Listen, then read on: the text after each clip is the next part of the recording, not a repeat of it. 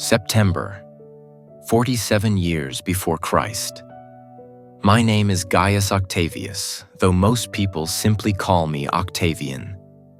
I am 16 years old and I live in Rome, a city where the fate of the world is decided every day.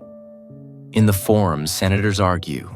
In the streets, merchants from distant provinces trade their goods, and ordinary people discuss the news as if each of them were part of a great history. In this city, even boys my age are prepared for future achievements. For every Roman must be ready to serve the state, by word or by sword. I study at home, like most youths from noble families. My teacher is a Greek, strict and demanding.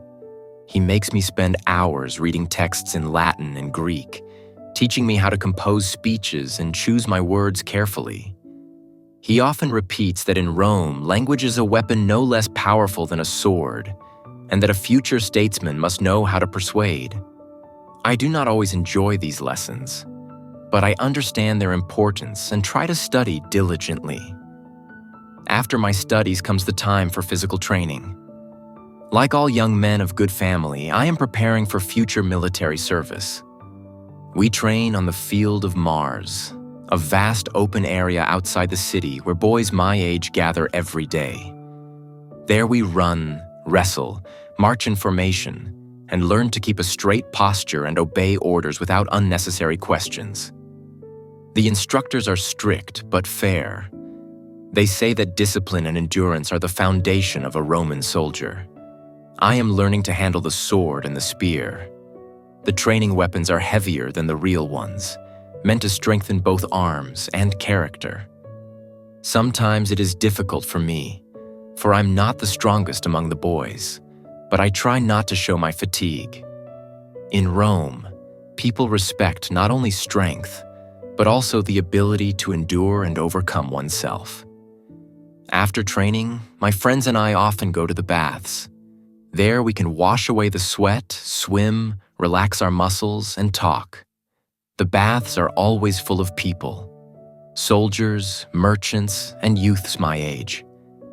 It is there that I learn more news than from any teacher and listen to the stories of older men about legions, campaigns, and distant provinces. These conversations make me reflect. Military service is not only glory, but also great responsibility. In our free time, we like to walk around the city, play ball, or throw dice. Our greatest joy, however, is the chariot races in the Circus Maximus. When they begin, it seems as though all of Rome has gathered in one place. We shout, support our colors, the greens or the blues, argue and laugh. In such moments, I feel like an ordinary teenager, not a relative of the great Julius Caesar. Sometimes I am taken to gladiatorial games as well. Most boys admire the strength and bravery of the fighters, but I watch more calmly. I am more interested in observing the crowd and seeing how a single person can change the mood of thousands. I wear a toga with a purple border, for I am not yet an adult. My relatives often remind me that soon I will put on the plain white toga of a citizen, and with it will come new duties, service to Rome, participation in state affairs, and perhaps military service and command over others. For now, I combine study, training, and youthful pleasures. I am not yet a soldier or a ruler, but Rome is already shaping me.